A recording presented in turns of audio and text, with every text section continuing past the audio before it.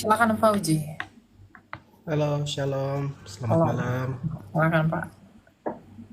Ya, ini mau tanya, Mbak Elia, mengenai, ya saya pernah sih dengar dari teman, katanya di Al-Quran itu ada ayatnya yang menyampaikan bahwa Yesus atau Nabi Isa itu akan mencampakkan umatnya.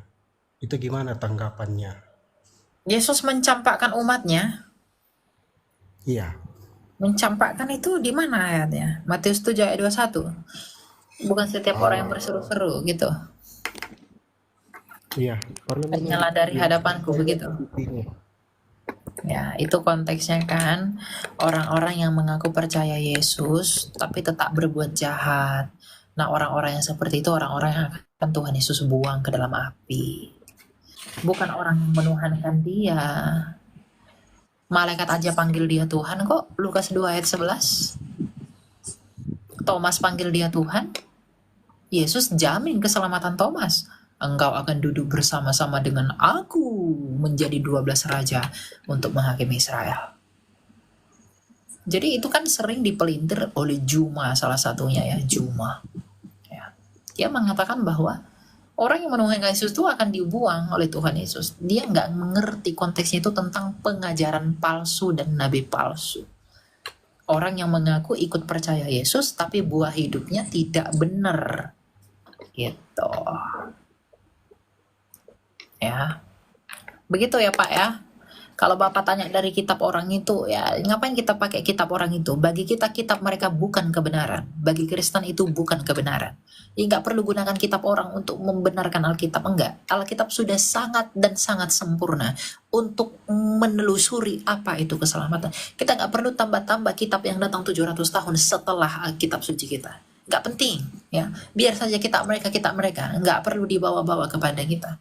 Nggak perlu kita pakai kitab orang itu, bagi kita nggak ada gunanya gitu ya. Kitab kita tetap kitab kita, tidak perlu dibantu-bantu dengan kitab mereka lalu kita menginjili orang lain dengan kitab mereka, itu nggak guna sekali.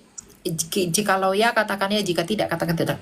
Bagi iman Kristen, kitab mereka bukan berasal dari Tuhan yang benar, maka jangan diambil apapun daripadanya untuk membawa yang benar, begitu gitu ya. Jadi nggak usah pakai kitab-kitab orang itu. Ya kalau bagi mereka itu kitab mereka benar, itu urusan mereka, itu buat mereka saja. Kita nggak usah pakai itu.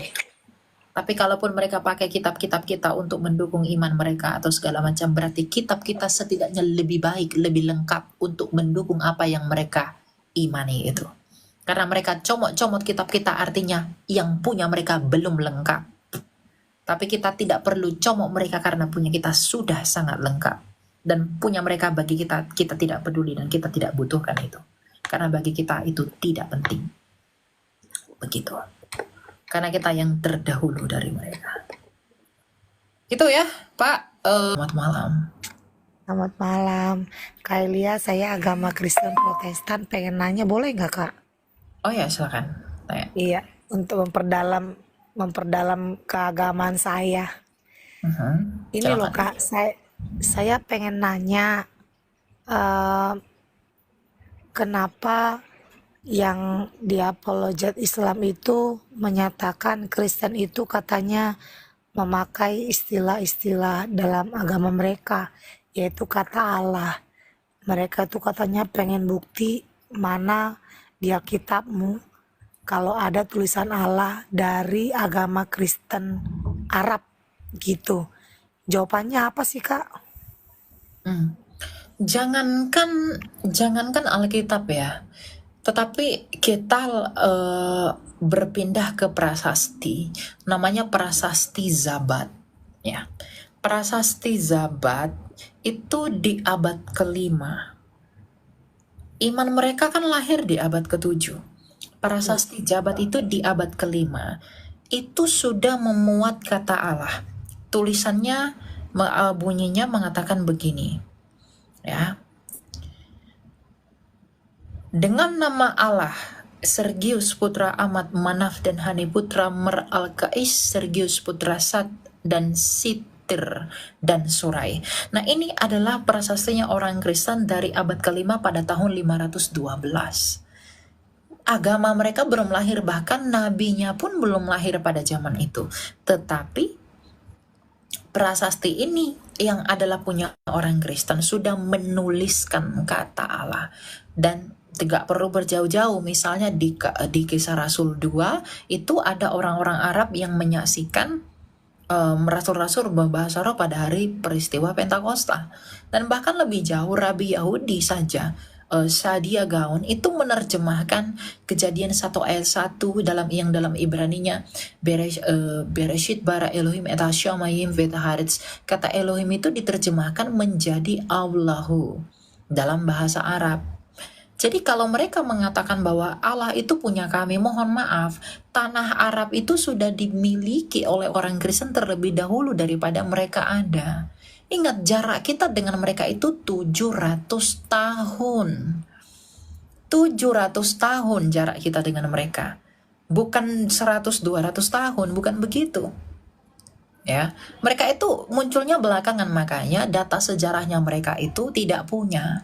Mereka nggak punya data sejarah, mereka nggak punya bukti arkeologi yang sesuai dengan asumsi-asumsi iman mereka dan yang sesuai dengan tuduhan mereka terhadap kita.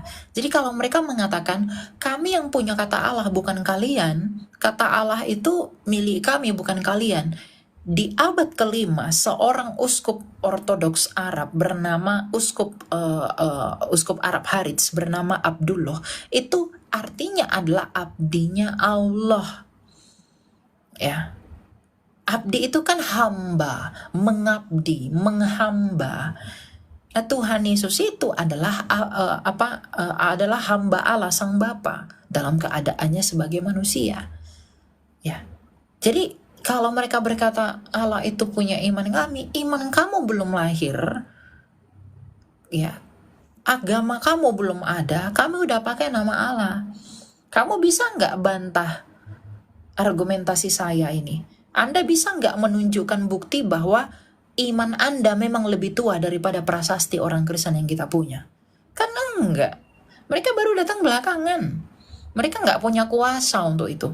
Makanya orang-orang di Malaysia, Muslim di Malaysia, itu menggugat orang Kristen di Malaysia ke pengadilan mengenai kata Allah. Dan mereka kalah di pengadilan. Karena kata Allah itu punyanya orang Kristen terlebih dahulu. Jadi kalau mereka bilang, kalian Kristen nggak boleh pakai nama Allah. Di Malaysia aja, mereka sudah kalah di pengadilan. Nggak bisa. Kenapa? Karena bagaimanapun fakta histori mengatakan kata Allah itu punyanya orang Kristen. Makanya orang Kristen tuh nggak boleh anti kata Allah. Karena memang kata Allah itu miliknya orang Kristen sejak semula. Gitu ya. Oh gitu Kak. Terus saya mau nanya Kak, kalau Allah itu wujudnya apa sih Kak? Hanya panggilan, contohnya kayak nama saya misalnya Siti, terus saya guru, dipanggil Bu Guru gitu kan? Allah itu hakikat. Jadi kalau kita itu manusia, dia itu Allah. Dia itu Tuhan, saya ini pelajar. Dia itu namanya adalah Hashem, nama saya Elia. Saya manusia, dia Allah, namanya Hashem, nama saya Elia, gelar saya pelajar, gelarnya dia Tuhan. Jadi Allah itu hakikat, bukan nama. Karena iman Yahudi dan iman Kristen itu nggak pernah mempercayai Allah itu nama. Nah, kalau mereka kan memanggil Allah itu nama, mengatakan Allah itu nama. Allah itu dalam iman Kristen tidak pernah sebuah nama, karena Allah itu tak bernama. Yang dinamai itu hanyalah makhluk. Sebutan gitu ya Kak, sebutan gitu ya. Ya, Allah itu sebutan bagi hakikatnya dia sebagai yang al-ilahi, sebagai yang ilahi. Gitu. Iya, jadi dia itu tidak bernama. sama nggak kalau gini Kak? Misalnya kalau dia guru berarti panggilannya dia guru gitu kan? Bukan guru namanya dia gitu loh maksud saya. Sama nggak? Guru itu gelar, Allah itu bukan gelar, Allah itu hakikat. Sama seperti saya manusia, dia Allah. Paham nggak? Saya manusia, dia Allah. Gelar saya guru, gelar dia Tuhan. Nama saya Elia, namanya dia Hashem. Oh iya. Jadi paham kan? Terus Ada nama, ya, ada hakikat, ada terus gelar. gini Kak, kok mereka selalu menyamakan sih Kak? Isa Al-Masih di Islam itu, Nabi Isa mereka itu katanya Tuhan Yesus gitu loh. Ya, Pernah dengar gak Kak? karena kalau nggak begitu, ya gimana saya katakan ya, kalau nggak begitu ya mereka nggak bisa menunjukkan bahwa mereka itu benar. Kan mereka itu kebanyakan memang kalau kita lihat dari apologet-apologet mereka itu kan menyerang kita itu karena tuntutan apa yang mereka imani kan. Misalnya Yesus tuh tidak tersalib, dia tidak tersalib itu dari argumentasi kitab mereka kan. Di dalam Alkitab kita bahkan data sejarah mengatakan dia tersalib. Bahkan kebangkitannya pun dicatatkan Josephus Flavius. Tetapi itu ada data sejarahnya loh. Tulisan Josephus. Tiba-tiba 600 tahun setelah itu mereka datang dengan seenak jidatnya ngomong dia tidak tersalib. Tanpa bukti. Hanya dengan asumsi. Tanpa bukti loh. Dia mengatakan itu tidak benar. Ya. Secara etika pengetahuan pun itu nggak masuk. Makanya saya katakan, apa yang mendasari Anda mengatakan itu tidak tersalib? Kalau hanya pandangan iman tapi tanpa fakta historis, yaitu sama saja asumsi teologi. Jadi kalau mereka menyamakan tanpa data, mereka sedang mempermalukan imannya sendiri. Saya harus katakan itu. Kita percaya bahwa Tuhan Yesus mati di kayu salib. Dia telah bangkit pada hari ketiga. Itu fakta sejarah. Tapi apa sih arti fakta yang terjadi itu? Bahwa ternyata memang dia mati untuk menggenapi nubuatan para nabi yang dinyatakan oleh para nabi di perjanjian lama. Lukas 16 ayat 16. Itu kan jelas. Yesus mati pada hari ketiga menggenapi tanda apa? Tanda Yunus. Dia naik ke surga 40 hari setelah kebangkitannya. Itu semua data sejarah. Bahkan Roma yang adalah prokurator pada saat Tuhan Yesus itu disalibkan, itu mencatatkan siapa aja yang tersalib. Dan mereka catat itu loh. Mereka mencatat. Anda bisa temukan bukti-buktinya sampai sekarang di tempat-tempat yang memang dilindungi sebagai situs-situs sejarah purbakala. Nggak bisa dibohongi yang begitu. Jadi kalau mereka mengatakan Yesus tuh nggak tersalib, Yesus tuh nggak begini, oke kamu bisa ngomong begitu. Lalu data yang bisa kamu gunakan membantah yang kami punya ini apa dulu? Nah inilah makanya orang Kristen itu perlu belajar data-data sejarah, perlu belajar segala sesuatu untuk bisa menjawab tuduhan mereka. Mereka berkata, Yesus itu bukan Tuhan. Yesus itu hanyalah nabi. Di mana dikatakan dia hanyalah nabi?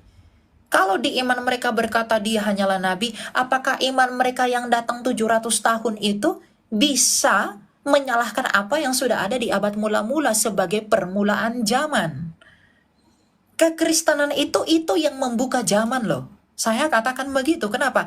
Kalender yang dipakai semesta saat ini itu adalah kalender yang didasarkan kepada Kristus. Makanya 2024 Masehi artinya 2024 tahunnya Mesias, tahunnya Kristus. Jadi semuanya didasarkan dan dikembalikan kepada siapa? Kepada Kristus, bukan yang lain-lain. Nah, mereka nggak mengerti hal yang begitu. Coba, kalau kalian memang teman-teman muslim di bawah, kalian punya data yang menyangkali data yang saya punya, lebih tua daripada tahun 95, ya, mengenai identitasnya Mesias, naik ke atas, tunjukkan sama saya. Ada nggak yang lebih tua dari situ? Ada nggak lebih tua, catatan sejarah ada nggak lebih tua daripada Injilnya Markus mengenai Kristus yang menyangkali apa yang Rasul Markus ungkapkan? Rasul Markus menulis Alkitab pada tahun 50. Kan nggak punya merekanya. Kalau nggak punya, lalu kenapa terlalu pede untuk apa? Untuk menyalahkan kekristenan hanya dengan kata Tuhan begini, kata Tuhan begini. Kan nggak nyambung. Logikanya begini deh. Saya punya anak. Saya menikah, saya punya anak. Ya, anak saya lahir, saya kasih namanya Christian gitu. Lalu saya buat akte kelahirannya. Cap tahun 2024. Ya, 2024 capnya kertasnya juga tahun 2024. Tiba-tiba nih ya, 700 tahun setelah hari ini, ada seorang nabi yang mengaku-ngaku, sayalah nabi benar, saya dari Tuhan.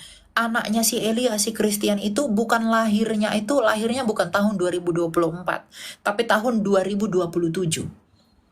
Ya, tapi tidak ada bukti. Dia hanya mengaku dia dari Tuhan. Nah, sekarang saya tanya, kamu lebih percaya yang mana? Yang punya data, yang bisa dicari akurasinya, atau yang hanya omongan doang? Yang punya data, Kak. Yang punya data. Nah, masalahnya kekristenan, penyaliban Yesus, kematian Yesus, kebangkitan Yesus itu punya data yang teruji di dalam metode saintis. Mereka punya apa? Salibnya Kristus ketika tersalib itu dimuseumkan karena dibawa kembali oleh atas perintah Ratu Helena. Sampai sekarang Anda bisa temuin itu. Kain Turin, bekas kafannya Tuhan Yesus. Uji karbon cocok. Nah, mereka punya apa? Kalau dia bilang tidak mati, lalu kain Turin itu punya siapa? Gitu loh. Jadi kita pun harus berhikmat. Orang Kristen tuh harus belajar agar iman kita tuh nggak diselewengkan dengan mudah oleh mereka. Karena bagaimanapun saya harus katakan, mereka itu adalah orang-orang yang tidak mengenal apa yang benar. Karena mereka menggunakan apa yang menurut mereka benar, tapi tidak bisa dibuktikan untuk menyangkali apa yang bisa dibuktikan dengan benar. Lalu mereka mengaku si paling logika. Kenapa dalam hal ini logikanya tidak dipakai? Analogi saya tadi, mereka mengatakan si paling logika apa begini. Lalu kenapa dalam hal ini logikanya tidak dipakai? Bukankah itu paradoks? Mereka pun tersandung dengan ketritunggalan Allah. Itu karena mereka nggak mengerti apa iman kita Tritunggal. Di abad ketiga, pengakuan iman Nisea Konstantinopel sudah mengatakan, aku percaya kepada satu Allah yang Maha Kuasa. Kita udah percaya kepada satu Allah. Lalu disebut dengan Trinitas, satu Allah. Allah Sang Bapa yang memiliki firman dan roh. Firman itu adalah Yesus, roh itu adalah Roh Kudus. Lalu, tiba-tiba mereka memfitnah Kristen itu menyembah tiga Tuhan. 400 tahun setelah pengakuan iman Nisea, mereka mengatakan Kristen menyembah tiga Tuhan. Nggak nyambung. Karena iman kita tuh nggak pernah memahami yang seperti itu. Jadi tuduhan-tuduhan mereka itu didasarkan atas kesalahpahaman pemuka-pemukanya mereka sejak dahulu. Untuk itulah kita menginjili mereka agar mereka mengerti sumber yang akurat dan makna yang sesungguhnya dari apa yang mereka gugat itu. Gitu ya. Oke, Kak. Terus kenapa katanya kita nggak punya Alkitab? Kristen itu nggak punya Alkitab katanya. Yang punya kitab itu hanya Islam. Katanya mereka itu Argumentasinya apa? Mereka ngomong begitu. apa tadi ya, Kak? Orang ramai banget. Saya masuk ke room itu narasinya pada kasar-kasar juga sih. Jadi saya nggak bisa ngerekam juga tadi bahasaannya apa gitu. Ya itu tadi ngomongnya Kristen itu nggak punya kitab gitu. Yang punya kitab itu hanya Islam gitu. Terus apa lagi tadi katanya itu? Aduh banyak banget sebenarnya. Ya, yang kalau mereka bilang Kristen nggak punya kitab, hanya kami punya kitab, tanya aja sama mereka, kitabmu di kanon tahun berapa? Apa, Kak? Kitabmu di kanonnya itu tahun berapa? Tanya aja begitu. Kapan itu di kanon? Alkitab itu orang apakah? Kristen, kanon itu disatukan, dikumpulkan. Nah, punya mereka kapan di kanon? Kalau mereka bilang kitab kami yang punya kitab, kalian nggak punya kitab. Kitabmu kapan di kanon? Abad ke-20 kan? Kitab orang Kristen di kanon di akhir abad ketiga. Nggak nyambung kan? Jadi yang sebenarnya punya kitab itu kita atau mereka? Kita itu di Itu kitab Kak, kita di kanon itu di tapi akhir abad ketiga di Kartago. tadi sono banyak juga yang yang agama Kristen itu nggak bisa jawab apa gitu. Ya nggak bisa jawab karena nggak belajar. Iya sama kayak saya kali, mereka itu juga ya nggak punya ilmu gitu. Jadi saya tuh kadang-kadang suka terpancing Kak. Ya biarkan saja. Ya, Oke, oke kita lanjut ya ke yang lain oke ya. Kak, makasih Kak ya, izin Ya, God turun bless. Kak.